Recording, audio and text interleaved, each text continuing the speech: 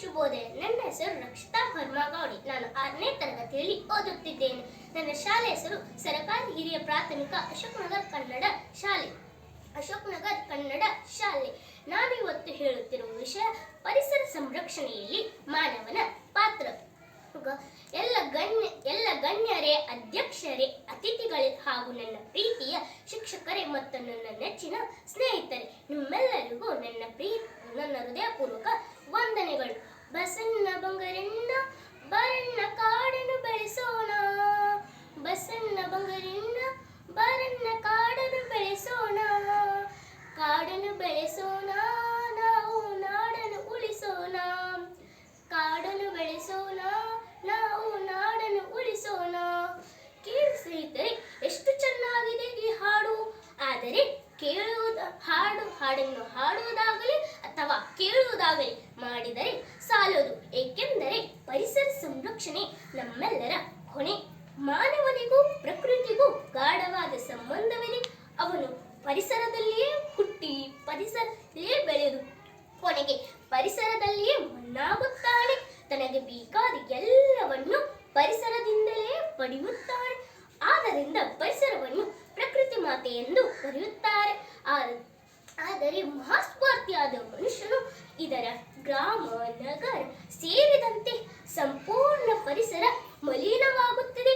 ಪರಿಸರ ನಾಶದೊಂದಿಗೆ ತನ್ನ ವಿನಾಶವನ್ನು ಹತ್ತಿರ ತಂದುಕೊಳ್ಳುತ್ತಿದ್ದಾನೆ.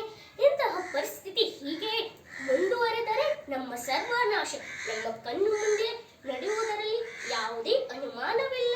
ಇದು ನಡೆಯಬಾರದೆಂದರೆ ವಿದ್ಯಾರ್ಥಿಗಳಾದ ನಾವು ಪರಿಸರ ಸಂರಕ್ಷಣೆ ಮಹತ್ವ ಕಾರ್ಯಗಳಲ್ಲಿ ಬಹುಮುಖ ಪಾತ್ರ ವಹಿಸಬೇಕು. ನಿಸರ್ಗದ ಜೊತೆಗೆ ಬೆರೆತು ಕಾಡಿದ್ದರೆ ಪರಿಸರವಿದ್ದರೆ ಪರಿಸರ ಮೇಲೆ ದುಷ್ಪರಿಣಾಮ ಬೀರುವುದರಿಂದ ಪರಿಸರ ಉಳಿವಿಕೆಗಾಗಿ ಪೂರಕವಾಗುವ ನಮ್ಮ ಸಾಮಾನ್ಯ ಜ್ಞಾನ ತಾನೇ ಬೆಳೆಯುತ್ತದೆ. ಅದಕ್ಕೆ ನಾವು ಮಾಡಬೇಕಾದದ್ದು ಇಷ್ಟೇ. ನಮ್ಮ ಸುತ್ತಮುತ್ತ ಪರಿಸರವನ್ನು ಮಲಿನವಾಗದಂತೆ ಸ್ವಚ್ಛವಿರಿಸಿಕೊಳ್ಳಬೇಕು. ಕಾಡು ಬೆಳೆಸೋಣ, ನಾಡು ಉಳಿಸೋಣ. ಪರಿಸರದ ಹಸಿರು ನಮ್ಮೆಲ್ಲರ ಉಸಿರು. ಪರಿಸರವಿದ್ದರೆ ಸಂಸಾರ, ಇದೇ ಸೃಷ್ಟಿಯ ಸಾರ. ಮನೆಗೊಂದು ಮರ, ಊರಿಗೊಂದು ವನ. ಕಾಡಿದ್ದರೆ ನಾವೆಲ್ಲ, ಕಾಡಿಲ್ಲದೆ ನಾವಿಲ್ಲ. ಕಾಡಿದ್ದರೆ ನಾವೆಲ್ಲ, ಕಾಡಿಲ್ಲದೆ ನಾವಿಲ್ಲ. ಪರಿಸರ ಸಂರಕ್ಷಣೆ ಮನುಕುಲಕ್ಕೆ ಸರ್ವನಾಶ. ಪರಿಸರ ಸಂರಕ್ಷಣೆ ನಮ್ಮೆಲ್ಲರ ಹೊಣೆ. ಇಂತಹ ಘೋಷವಾಕ್ಯಗಳ ಮೂಲಕ ಜನರಲ್ಲಿ ಅರಣ್ಯ ನಾಶದಿಂದಾಗುವ ಪರಿಣಾಮಗಳನ್ನು ತಿಳಿಸಿ ಹೇಳಬೇಕು. ಮನುಷ್ಯನು ಇಷ್ಟಪಡುವ ಐಷಾರಾಮಿ ಜೀವನದಿಂದ ಇದು ಭೂಮಾಲಿನ್ಯ, ವಾಯು ಮಾಲಿನ್ಯ, ಜಲ ಮಾಲಿನ್ಯ ಹಾಗೂ ನೈಸರ್ಗಿಕ ವಿಕೋಪಗಳಾದ ಪ್ರವಾಹ, ಬರಗಾಲ, ಜಾಗತಿಕ ತಾಪಮಾಪನ ಏರಿಕೆ, ಓಝೋನ್ನ ಪದರದ ನಾಶ, ಹಸಿರುಮನೆ ನಾಶ ಇಂತಹ ಸಮಸ್ಯೆಗಳಿಗೆ ತುತ್ತಾದ ಪರಿಸರದಲ್ಲಿ ಅಸಮತೋಲನೆ ಉಂಟಾಗುತ್ತಿದೆ. ಇದು ಜೀವಿಗಳ ಬದುಕಿನ ಮೇಲೆ ಮತ್ತು ನಮ್ಮ ಜನರ ಮೇಲೆ ದುಷ್ಪರಿಣಾಮ ಬೀರಿ ಮನುಕುಲಕ್ಕೆ ಸರ್ವನಾಶ. ಇದು ನಡೆಯಬಾರದೆಂದರೆ ಮಾನವರಾದ ನಾವು ಮಾಡಬೇಕಾದದ್ದು ಇಷ್ಟೇ. ಪರಿಸರವನ್ನು ಸದಾ ಹಚ್ಚ ಹಸಿರಾಗಿರಿಸಿಕೊಳ್ಳಬೇಕು. ಎಲ್ಲೆಂದರಲ್ಲಿ ಕಸಕಡ್ಡಿ ಹಾಕದೆ ಸೂಕ್ತ ಜಾಗದಲ್ಲಿ ಹಾಕಬೇಕು.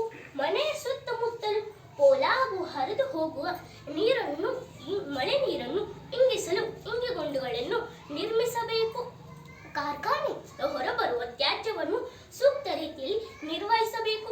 ಪ್ಲಾಸ್ಟಿಕ್ ಬಳಕೆ ಕಡಿಮೆ ಮಾಡಬೇಕು ಮತ್ತು ಪುನರ್ಬಳಕೆ ಆಗುವಂತಹ ವಸ್ತುಗಳನ್ನು ಬಳಸಬೇಕು. ಕಡಿಮೆ ದೂರದ ಪ್ರಯಾಣಕ್ಕೆ ಕಾಲ್ನಡಿಯುತ್ತ ಅಥವಾ ಸೈಕಲ್ ಬಳಸಬೇಕು. ಹೊಗೆರಹಿತ ವಾಹನಗಳನ್ನು ಬಳಸಬೇಕು. ರಾಸಾಯನಿಕಯುಕ್ತ ಮತ್ತು ಸಸ್ಯಮೂಲ ಆಹಾರ ಪದಾರ್ಥಗಳನ್ನು ಖರೀದಿಸಬೇಕು. ನೈಸರ್ಗಿಕ ಸಂಪನ್ಮೂಲಗಳನ್ನು ಮಿತವಾಗಿ ಬಳಸಬೇಕು. ಪರಿಸರವೇ ಸೃಷ್ಟಿಯ ಪ್ರತಿಯೊಂದು ಜೀವಿಯ ಆಗರ. ಆದ್ದರಿಂದ ನಮ್ಮನ್ನು ಬೆಳೆಸಿದಂತೆ ನಮ್ಮ ಮಕ್ಕಳ ವಂಶವು ಬೆಳೆಗಲು ಮತ್ತು ಇನ್ನಿತರ ವಂಶ ಬೆಳೆಯಲು ಮರಗಿಡಗಳನ್ನು ಬೆಳೆಸೋಣ. ಆದ್ದರಿಂದ ನಮ್ಮ ಜನ್ಮದಿನ ದಿನದಂದು ವನ ಮಹೋತ್ಸವ ಇಂತಹ ಕಾರ್ಯಕ್ರಮಗಳನ್ನು ಒಂದು ಗಿಡವನ್ನು ನೆಟ್ಟು ಅದನ್ನು ಉಳಿಸುವ ಪ್ರತಿಜ್ಞೆ ಮಾಡುತ್ತಾ ಗಿಡ ನಕ್ಕರೆ ಜಗನಗುವುದು, ಗಿಡ ಅಳಿದರೆ ಜಗ ಅಳಿಯುವುದು. ಆದ್ದರಿಂದ ನಾವು ಸಾಲು ಮರದ ತಿಮ್ಮಕ್ಕನ ಮಾದರಿಯನ್ನಿಟ್ಟುಕೊಂಡು ಪರಿಸರ ಸಂರಕ್ಷಣೆಯಲ್ಲಿ ಕೈ ಜೋಡಿಸೋಣ. ಸಾಲು ಮರದ ತಿಮ್ಮಕ್ಕನಿಗೆ ನನ್ನ ಕೋಟಿ ಕೋಟಿ ನಮನಗಳನ್ನು ಸಲ್ಲಿಸುತ್ತಾ ನನ್ನೆರಡು ಮಾತುಗಳಿಗೆ ನೀವು ಸಮಯ ನೀಡಿದ್ದಕ್ಕೆ ನನ್ನ ಹೃದಯಪೂರ್ವಕ ವಂದನೆಯನ್ನು ನೀಡುತ್ತಾ ಧನ್ಯವಾದ.